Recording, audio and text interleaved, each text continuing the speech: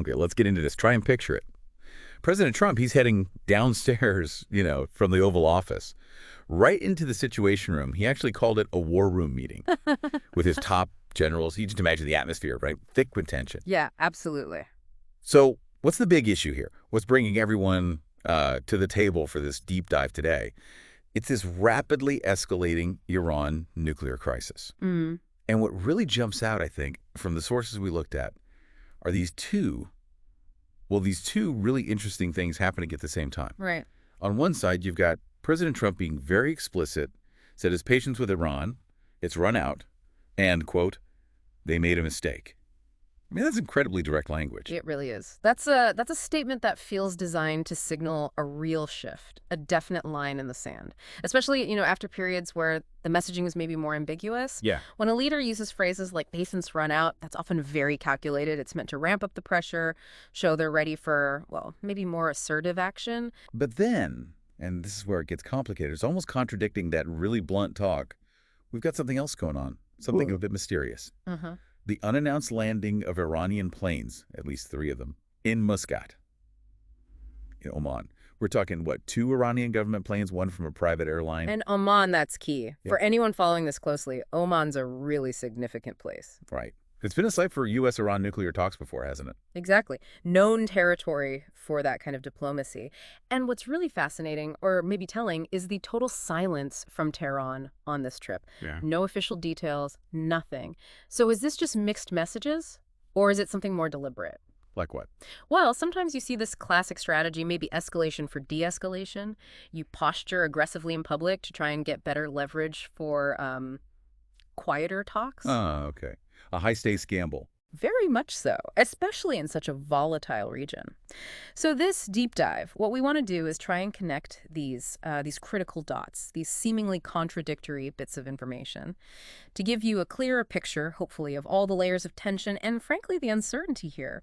Are we looking at brinkmanship or maybe, just maybe, a quiet step towards de-escalation? Let's try and piece together the clues. It really is fascinating, isn't it, how these 2 threads are running side by side. You've got this potential quiet diplomacy maybe happening in Oman.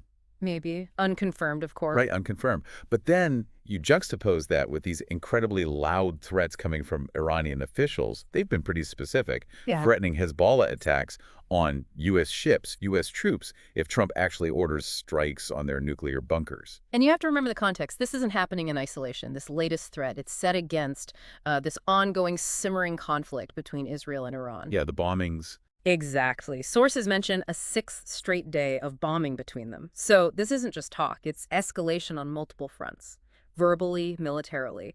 It just ramps up the instability across the region. And then there's the internal situation in Iran, too. As if the external stuff wasn't enough. Mm-hmm. We're seeing reports filtering out about power blackouts, information blackouts inside Iran.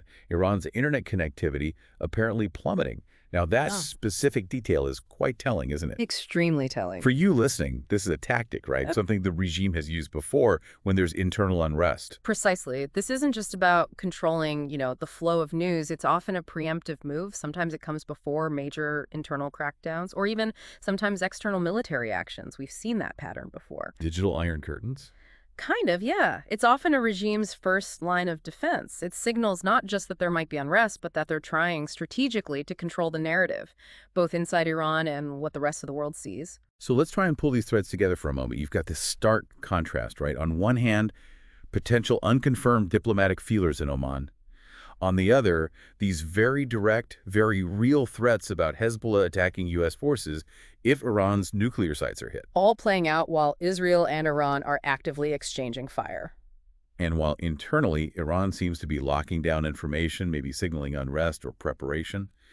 So for you listening to this, trying to make sense of the headlines, how do these different pieces, the public threats, the quiet maneuvers, the internal signals, how do they shape the actual risk landscape for the region and maybe even for global affairs more broadly? Yeah, and it really makes you wonder, doesn't it? Thinking about those reports, the internet going down, the power cuts, that tactic the regime uses, what does that actually tell us about their sense of control right now, about their priorities? And maybe crucially, how does deliberately shutting down information inside the country, How might that affect how the rest of the world understands what's happening and ultimately how this whole escalating situation gets resolved or doesn't?